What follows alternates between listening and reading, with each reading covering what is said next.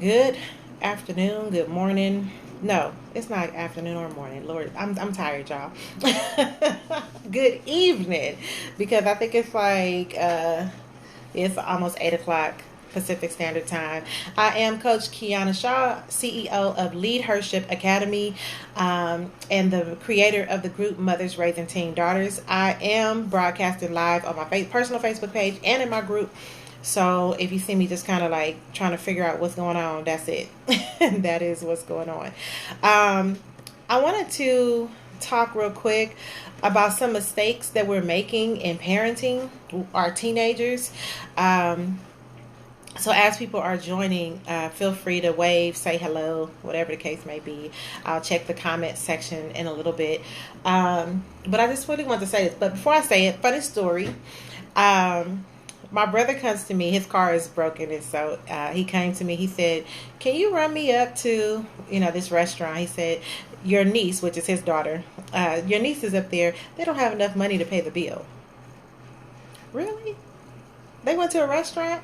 They don't know. They don't have enough money. So it's her and four of her friends. The bill is $175. They are like $25 short.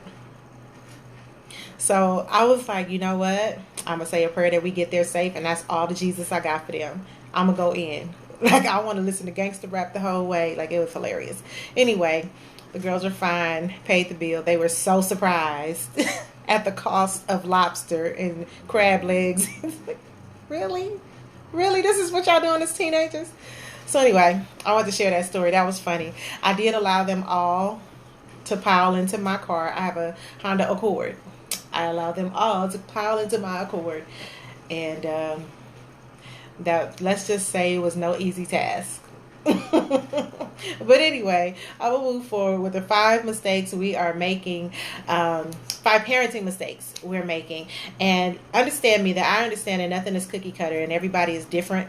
So if it doesn't fit, that's fine, but y'all don't have to inbox me to tell me I'm wrong. Just, let's move on.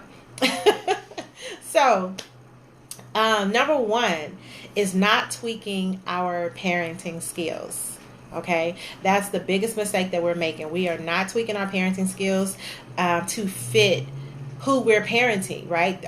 Our children are no longer little kids, right? They are teens, or maybe they're tweens, right? And you have to adjust your parenting skills to keep up with them, to keep up with with what they're doing, to keep up with what they're exposed to, right? A lot of parents just feel like we're just going to take social media away. Social media is here. It's a part of their time. And you can't hide it from them, right? No matter what the app is, because they'll just figure out a way to get around it, right? You're looking for Facebook, you're looking for Kik, but you're not looking for a calculator on their phone that is an actual app. The calculator is just the mask of the app, right? And so we have to stop parenting like we're dealing with toddlers who are going to have a tantrum in Toys R Us, right? Or in the middle of a restaurant where we're going to be embarrassed. We have to be mindful that it's okay to go, hey, knock it off. Hey, let's talk about this. What are you doing? It's okay to go up to their schools. Like, parents are literally afraid to go to their schools, to their kids' schools, because they don't want to embarrass their kid. What? Are you kidding me? They're embarrassed by you? Oh, okay, well, that's on them.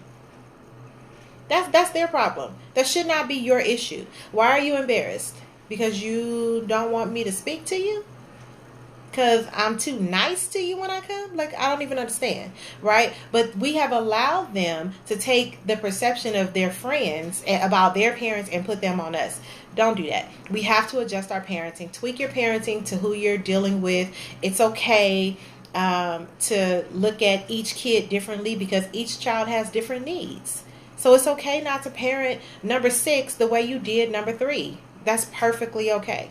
All right. So if you're just joining and you see my eyes going back and forth, it's because I'm on my laptop and on my phone broadcasting in 2 different areas. Okay. Another mistake we're making is we're not watching what they eat. I know that they're not kids anymore. I know that they don't need you to fix every meal anymore. But is your teen moody?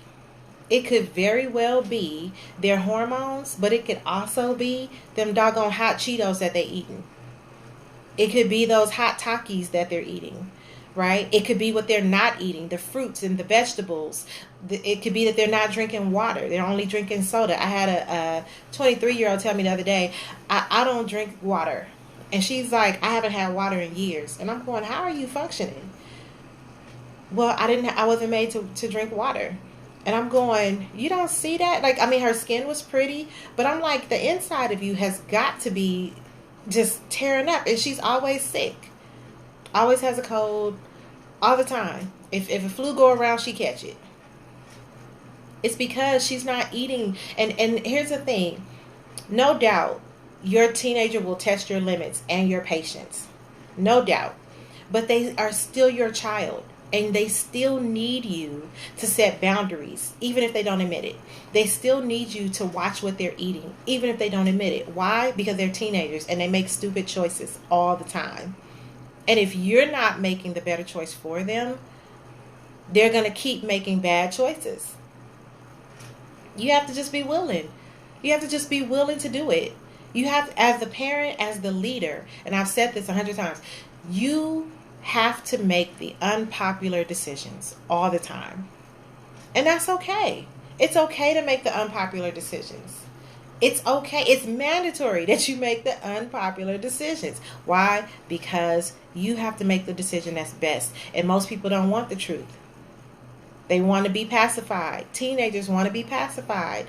That don't change. Why do you think adults are that way? Because they were like that as teens. Another thing that we're making a mistake on is we're expecting the worst all the time.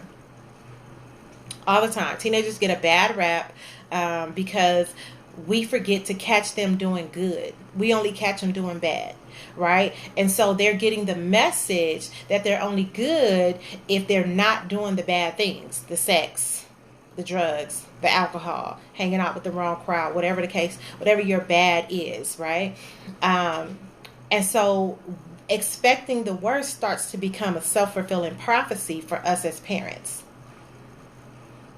It just does. We're always looking for the worst, and what we think about, we bring about. Right? So it's a self-fulfilled prophecy, and you really have good kids. Most teenagers start off as good kids. They start messing up, but that doesn't make them bad, right?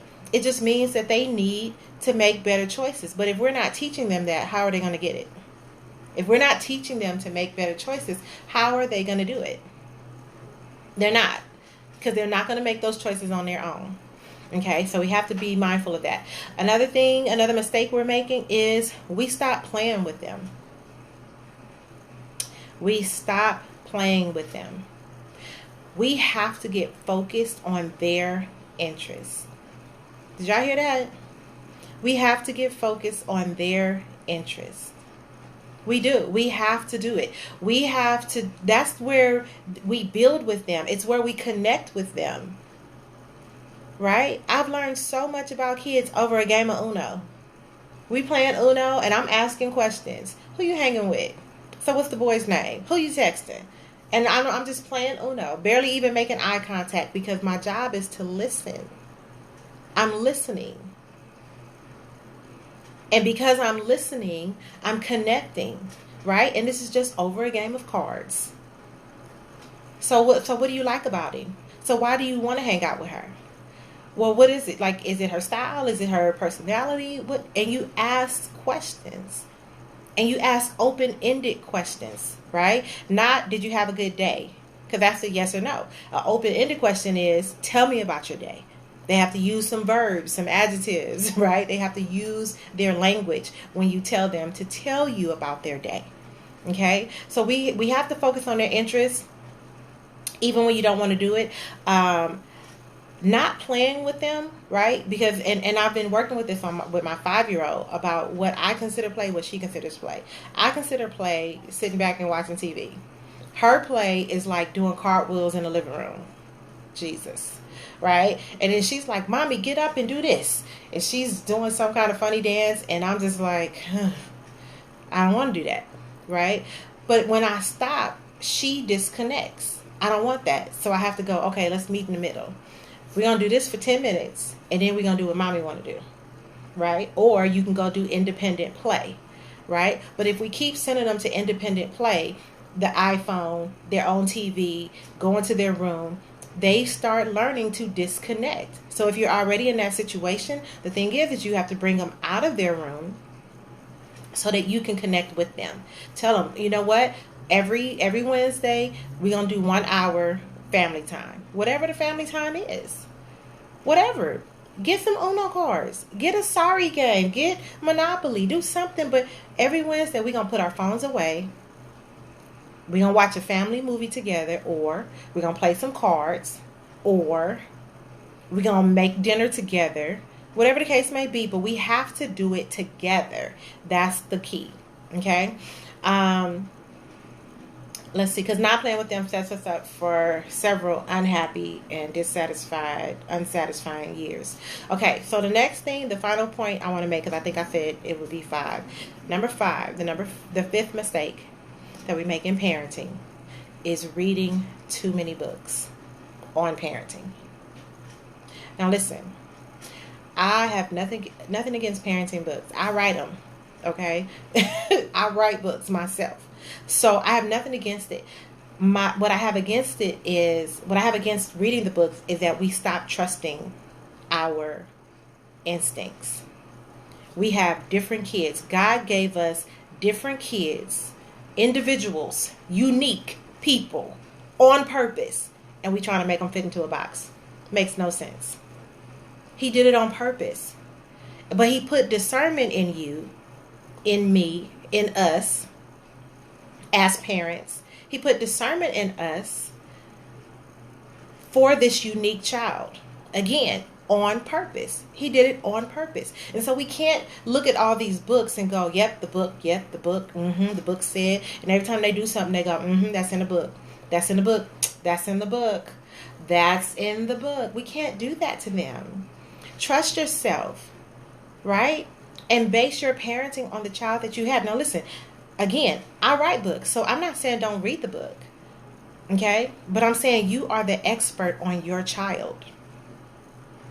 You're the expert. So you use the books to get perspective on behavior that may be confusing to you, or on things that are coming up that you want to be prepared for. And then you put the book down and you trust what you know about your child.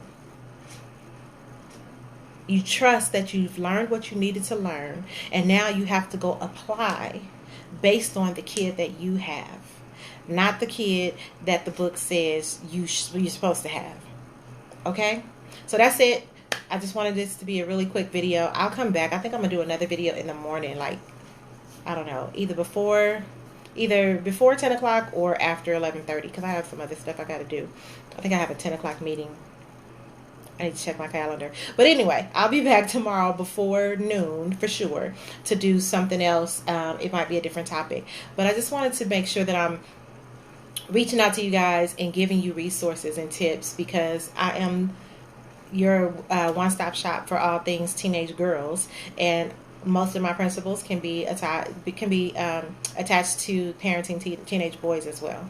Okay? So I'm Coach Kiana Shaw, CEO of Leadership Academy. Join my group, Mothers Raising Teen Daughters. I just gave away 5 vacations. Actually, I just selected 5 women to get vacations in my group.